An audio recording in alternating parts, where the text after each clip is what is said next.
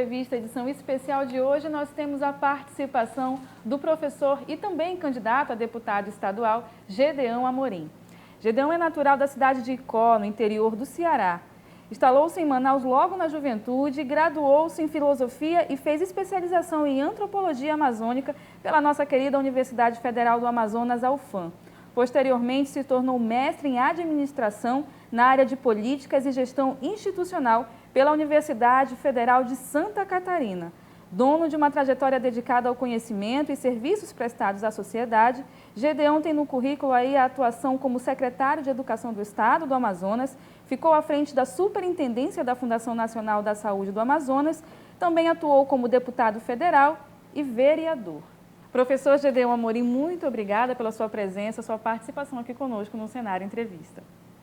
Olá, eu que agradeço a oportunidade de estar aqui para mais uma entrevista. Eu tenho um apreço muito grande pelo cenário, né? Ou pela cenário, não sei como é que vocês consideram o gênero, né? A Paulinha é minha amiga querida de muito tempo e hoje tenho a alegria grata de ser entrevistado por você. Obrigada. Então, vamos começar o nosso bate-papo. E eu já começo, professor, o nosso bate-papo com aspas suas, muito interessante, concedida lá em 2013, logo quando o senhor foi diplomado como cidadão de Manaus pela Câmara Municipal por unanimidade. E aí, eu peço licença para ler aqui as suas aspas, que o senhor disse assim: escolhi esta cidade para criar meus filhos e netos, onde estou construindo a história da minha vida. Tenho muito respeito pelas pessoas daqui, pela forma respeitosa e hospitaleira que elas se tratam e tratam quem vem de fora. É uma honra ser considerado cidadão de Manaus. E aí eu entro com essa frase aqui que o senhor disse lá em 2013 para lhe perguntar: por que Manaus foi a escolhida para viver? Acho, sinceramente, que tenho nessa minha escolha, digamos assim, por Manaus, esse encontro, né, enfim, um certo dado místico, sabe? Porque poderia ter sido outra coisa. Eu tinha a expectativa de ir para a Europa quando eu vim para cá. Mas aí eu cheguei aqui.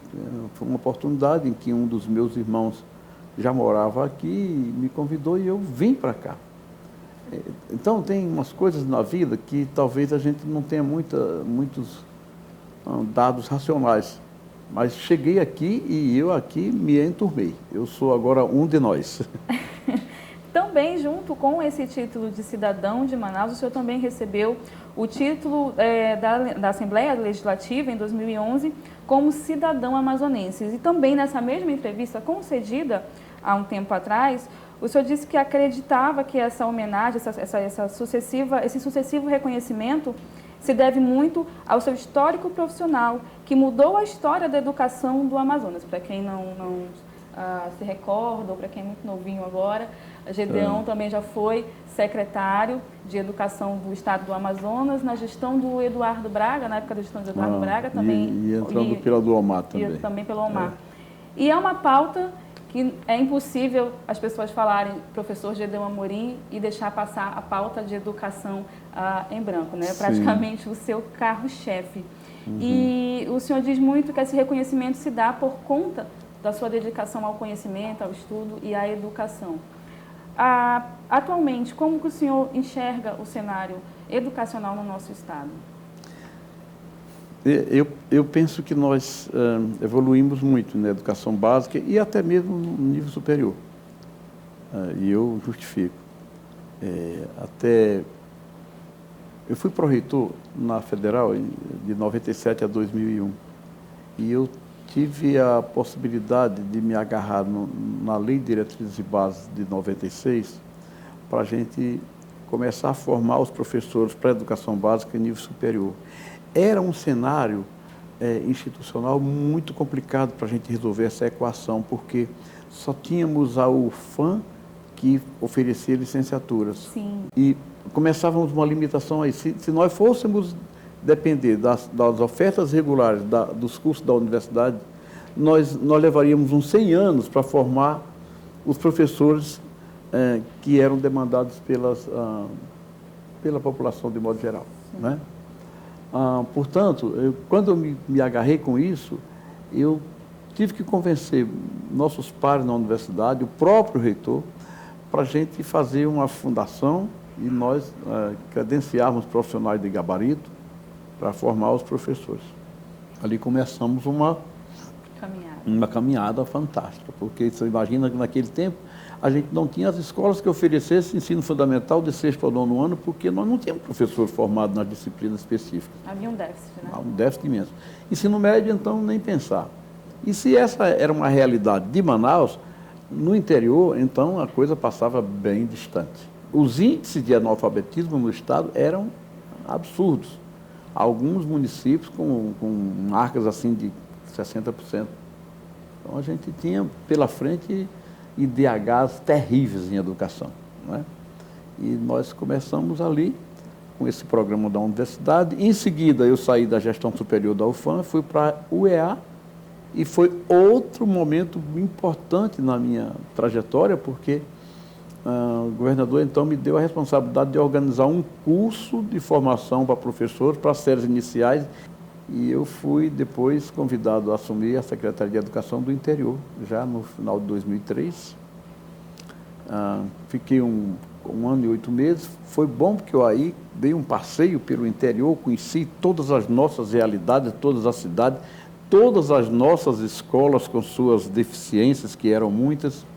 Isso lhe deu um certo, perdão de interromper, mas isso lhe deu um certo conhecimento para abraçar a causa aliada à educação Muito. e tecnologia? Por exemplo, a gente tem um exemplo aí, o Centro de Mídias. Muito legal, muito boa pergunta. É interessante que isso. marcou, né? Que abriu fronteiras, abriu portas. Mas para que a gente antes do Centro hoje. de Mídias, nós precisamos fazer umas calibragens, digamos assim. Pode fazer. Ainda para chegar aí. Deixa eu te falar, nós éramos tão despreparados do ponto de vista das condições de gestão, que nós não tínhamos computadores nem sequer na própria SEDUC. Nós não tínhamos um sistema de gestão educacional propriamente dito, e hoje o Amazonas tem um dos melhores do Brasil, que data dessa época também.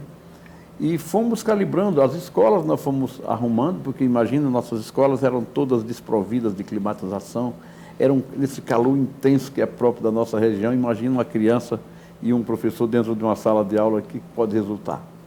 A aprendizagem era mínima, né? E escolas de turno único. Então nós tivemos que lidar com tudo isso, rompemos, fomos construindo escolas, ampliando escolas, e nós fomos cumprindo aquela primeira etapa da dialética, que é atingir a lei da quantidade. Quando a gente fez a lei da quantidade, nós demos um salto. E aí nós nos voltamos para os direitos dos garotos que moravam distante nas comunidades do interior do Amazonas. E, meu amigo, minha amiga, talvez você conheça o Amazonas, mas tão grande, tão distante, tão misterioso. Tão complexo. E nós nos deparamos com essa responsabilidade que é constitucional. E aí começamos a pensar numa parafernália que fosse capaz de fazer isso. Pela primeira vez no mundo, alguém ousou fazer aulas em tempo real para as comunidades do interior do Amazonas. Não estou falando das cidades, estou falando das comunidades mais enternecidas. Naquela época era uma visão muito à frente. Né? Muito à frente. Até acharam que isso era uma coisa meio que de devaneio e tal. mas a gente já sabia claramente que o mundo caminhava na direção da digitação, né? Ou digitalização. Qual o segredo ou qual o caminho para que a educação seja, de fato, uma ferramenta de sucesso no contexto populacional? Sabe, Priscila, há uma coisa que talvez a população, às vezes, não perceba como um todo. Mas a educação, como política pública, ela tem que ser o caminho essencial para o desenvolvimento de uma nação como um todo. É assim que a gente enxerga.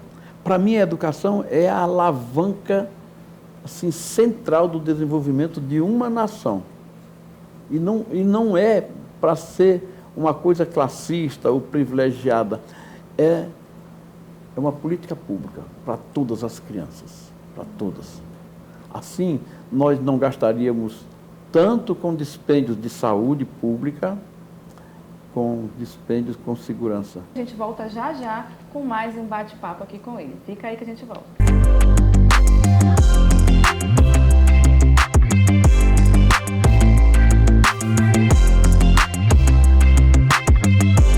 De volta com o Cenário Entrevista Edição Especial, o convidado de hoje é o professor Gedeon Amorim, que já bateu um papo aqui conosco sobre a questão educacional. E agora, professor, a gente vai adiantar aí a nossa conversa. Eu também não tenho como fugir da sua atuação à frente da Superintendência da Fundação Nacional de Saúde do Amazonas, a FUNASA, entre os anos de 2013 e 2014. Confere? Sim. Tá certo. Né? Que o senhor realizou aí um trabalho responsável, contribuindo para a melhoria pública e ambiental, tanto na capital e no interior. Mas uma coisa que nos chama a atenção, e nós aqui da Cenário não podemos deixar passar também, é que eu queria abrir aqui um breve destaque para o seu olhar voltado para os direitos e igualdades dos povos indígenas, das comunidades indígenas, né? Dentre os seus trabalhos desenvolvidos, eu tenho aqui que o senhor entregou a Casa de Saúde do Índio na M010, o que possibilitou uma maior capacidade no fluxo de atendimento aos povos indígenas. Também, enquanto vereador, apresentou à Câmara em 2019 uma moção de apoio ao movimento indígena em favor da manutenção da CESAI e a não municipalização de saúde indígena no Brasil. Ou seja, o senhor sempre preocupado com esses pontos que envolvem as causas dos povos originários. Só poderia citar, assim, para a gente o porquê e qual a sua ligação com essa pauta? Então, eu penso que um dirigente público no Amazonas, em particular, né, para não falar do Brasil, mas do Amazonas essencialmente, principalmente, né? Não dá para você deixar de cuidar das populações indígenas. Eu tive, posso dizer assim, um papel relevante na questão da educação. Nós criamos uma gerência de educação escolar indígena, um conselho de educação escolar indígena. Nós terminamos promovendo, muitos profissionais indígenas.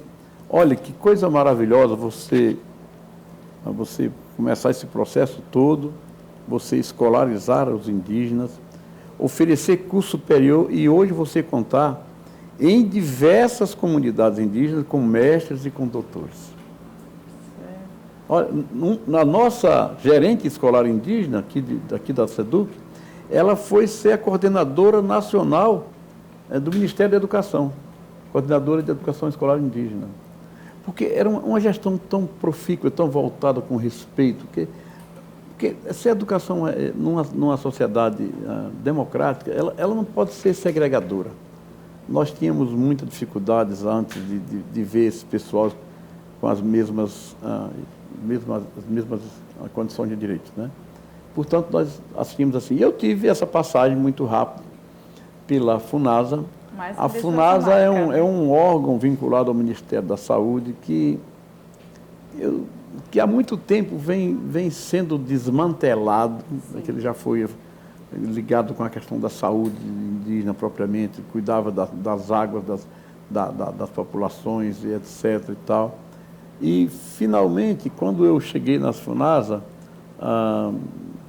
era uma situação bastante precária já, né? Nós fizemos o que pudemos. Em muitos lugares, criar banheiros para as populações, né? E até mesmo de cidades do interior, não apenas indígenas, colocar água, né, em alguns municípios, tipo Benjamin Constant, uma comunidade, é uma cidade, Filadélfia, ali muito grande. E a questão dos DICEI, o Brasil está dividido em DICEI, são os distritos sanitários indígenas, né? E aqui no Amazonas somos muitos. O de Manaus, inclusive, ele abrange 19 municípios aqui por volta. Eles cuidam exclusivamente da saúde dos índios.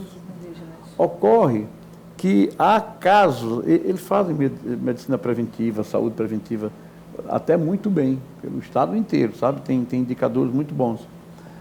Ocorre que há quadros patológicos por aí afora que não dá para resolver no município, então tem que vir para Manaus. E aqui nós temos que ter uma casa de passagem para a gente acomodar essas pessoas que vêm, às vezes vem família toda, né? E era uma instalação muito limitada ali. Nós, então, resolvemos trabalhar um projeto e ampliamos bastante. Hoje eles têm uma casa relativamente confortável, já acolhe muito bem, encaminha. Costumes, respeitando a essência deles, né? Cada um, tá bom? Maravilha. Então, a minha passagem por lá foi muito importante nesse sentido, acho que a gente humanizou um pouco mais. O que é mais importante de tudo isso é uma leitura antropológica mais democrática, de você começar a oferecer os mesmos direitos para os indígenas que tem a sociedade nacional como um todo, não é? Isso vai dando entendimento geral, vai gerando um novo imaginário social, né?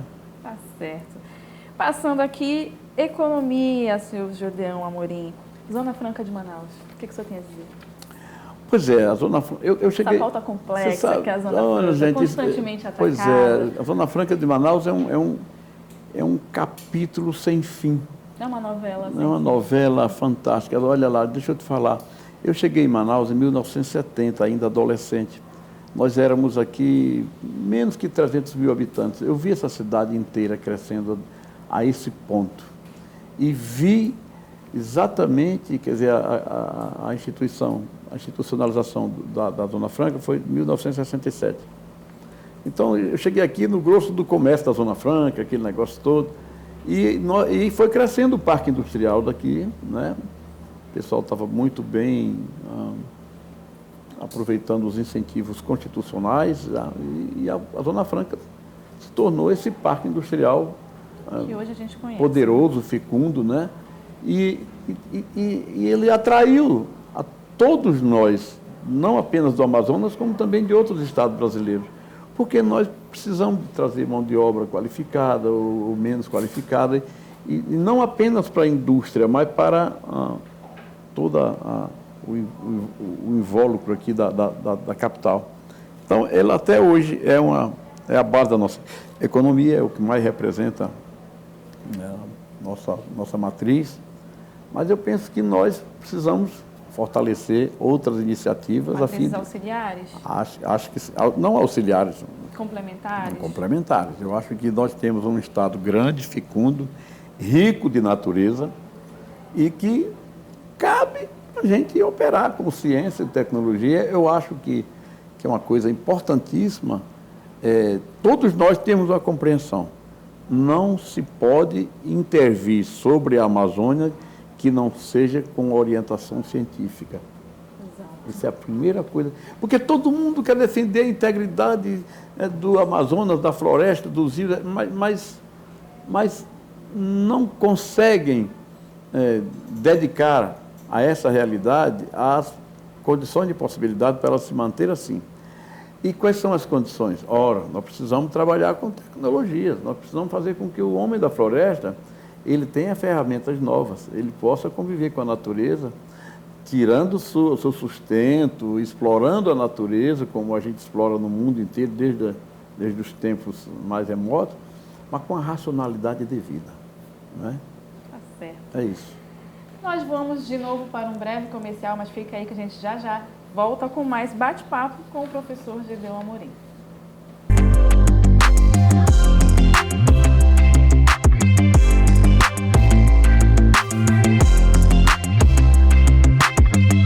Estamos de volta com o Cenário Entrevista, continuando aqui o nosso bate-papo com o professor Gedeão Amorim, que já deu uma aula aqui de educação, já falou sobre Zona Franca, já falou sobre a pauta com um olhar com mais cuidado aos povos indígenas, e agora nós vamos falar aqui sobre a sua mudança de partido e candidatura, que eu tenho certeza que o pessoal ali que está assistindo está esperando. Eu imagino que sim. A gente deixou para o último bloco, porque a gente não é bobo nem nada, né? Vamos lá, professor. Mais de uma década dentro do MDB, o antigo PMDB. Eu queria saber como é que foi para o senhor sair, desfazer esse laço, essa união tão longa, praticamente um casamento, né? Teve algo aí nessa saída? Foi uma questão ideológica? Foi uma questão de desgaste? Você pode contar aqui para a gente? Olha, antes que eu entre no particular, é assim. Eu não tinha nada a ver com esse negócio de atividade eleitoral, nem partidária. Eu sou um professor. Eu me caracterizei Sempre aqui no será. Estado com a trajetória de gestor educacional. Eu tenho uma trajetória, eu acho que única. Em 2014 eu me candidatei, propriamente. O senhor veio aqui em 2014? Foi Federal. Federal, Federal. né? Fui bem votado e tal. Fiquei como suplente. E assumi como suplente durante um ano. Foi uma experiência muito boa e tal. Acho que tive uma boa participação para um estreante na Câmara Federal, que aquilo é um mundo de coisas, né? Você imagina você ter uma Câmara com 513 deputados, uma Câmara cheia de articulações diferenciadas e tal. Mas me sobressaí muito bem. Não consegui a reeleição em 2018, e aqui começa a minha meu castigo com o partido, porque em 2018 eu poderia ter coligado e eu ter sido eleito. Mas aí o presidente do meu partido não me permitiu. Não houve a coligação, eu fiquei com 50 e tantos mil votos e, portanto, não fui reeleito.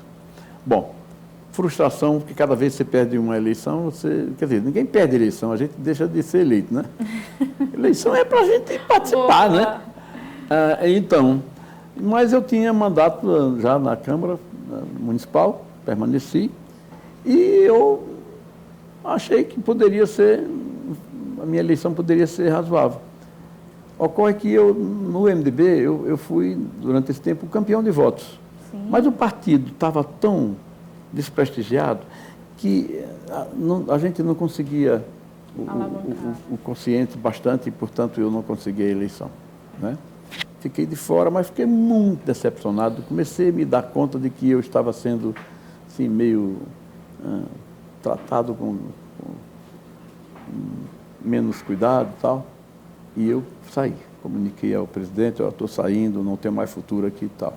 Até pensei que eu não fosse mais mexer com política, mas convenhamos, eu acho que com o conteúdo que eu tenho, com a experiência que eu tenho, com as coisas desse estado inteiro que conheço, dessas realidades múltiplas da gente, eu me encorajei e o Davi, o atual prefeito, que é meu velho amigo, me convidou para me filiar ao seu partido. Pois é, o Avante, O Avante. Agora estou aqui no Avante. É isso que eu ia lhe perguntar. Por que o Avante? Porque exatamente é uma questão de circunstância mais apropriada. O prefeito Davi, quando ele era presidente da Câmara, ele chegou aí em Brasília com outros colegas de partido para me convidar para me sair do MDB. E disse, você tem garantia de que você será eleito. E com 40 mil votos, eu imagino que eu tive 51 mil votos. E teria sido eleito matematicamente. Matematicamente e aí, na eleição para vereador, do mesmo modo. Eu prefiro agora me candidatar e, se possível, ser eleito como deputado estadual, porque eu acho que eu tenho muito a contribuir. Com a educação, em primeiro lugar, mas não somente. Educação, nós precisamos atualizar a educação do estado do Amazonas. Vou lhe dar só um exemplo. Não é mais possível você terminar o ensino médio e você não ter uma formação tecnológica. O senhor falou aí, o senhor já adiantou, vem como candidato a deputado estadual nessas eleições de 2022. O que esperar de um bom deputado estadual, professor? Essa pergunta ela é fulcral. Político que não conhece as nossas realidades, que não sabe da pobreza que existe entre o nosso povo, sabe, ele não está habilitado para exercer um cargo de um deputado. Político que não conhece a vida das pessoas pobres e carentes.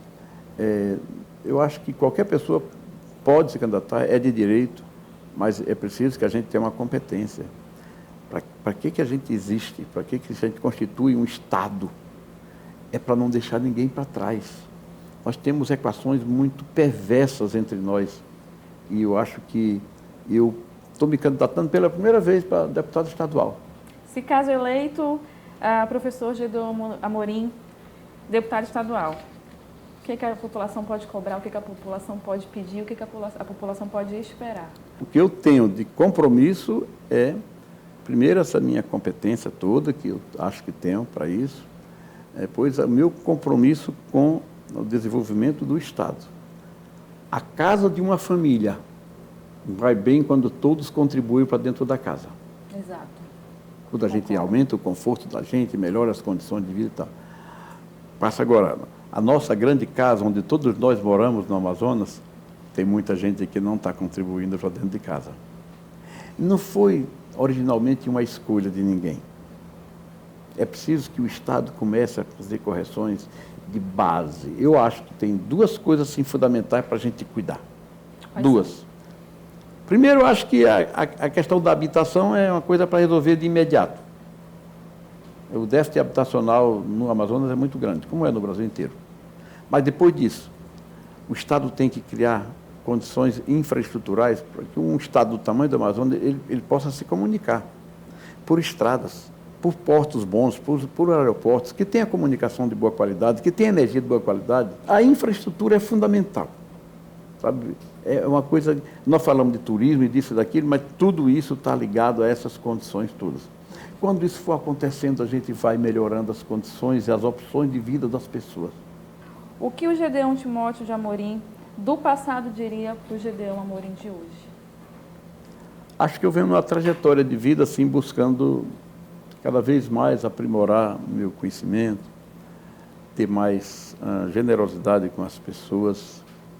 Eu acho que essa questão da alteridade, da gente respeitar o outro, da gente se enxerga na possibilidade do outro, aí você começa a ser mais generoso. Eu acho que um político que não olha por aí, político que quer ser empresário politicamente, eu acho que não é um bom caminho para a sociedade. Pode ser bom para ele, mas você enriquecer como empresário político não é um caminho bom para a sociedade. E o que o homem Gedeão Timóteo Amorim diria para a família e para os amigos? Do passado diria hoje? Eu, infelizmente, perdi muitos amigos recentemente com essa doença aí, enfim, mas eu acho que eu não mudei muito, não. Meus amigos, eles me procuram, me ligam qualquer dia, em qualquer hora. Eu não sou pessoa de formar muitos grupos, eu sou muito simples no meu modo de viver. Não tenho não tenho vaidades assim, muito caros, não, tá? Muito simples a minha vida. O que podem esperar de mim é que a gente continue vivendo e se sendo solidários, né? Esperem de mim uma grande contribuição que eu pretendo dar para o desenvolvimento do nosso Estado. Eu não quero ser apenas mais uma pessoa para participar do processo eleitoral de reeleição do governador. Eu quero ser um deputado crítico. Então esse é o seu recado? Daqueles que vai na tribuna e denuncia o que não está correto. Essa é a maneira mais honesta e mais correta de você ajudar o seu governador a ser um grande governador. Muito obrigada pela sua participação aqui conosco nessa edição especial do Cenário Entrevista, que termina agora. Eu agradeço a sua audiência, a sua participação e a qualquer momento a gente volta com mais entrevistas como essa de hoje. Tchau!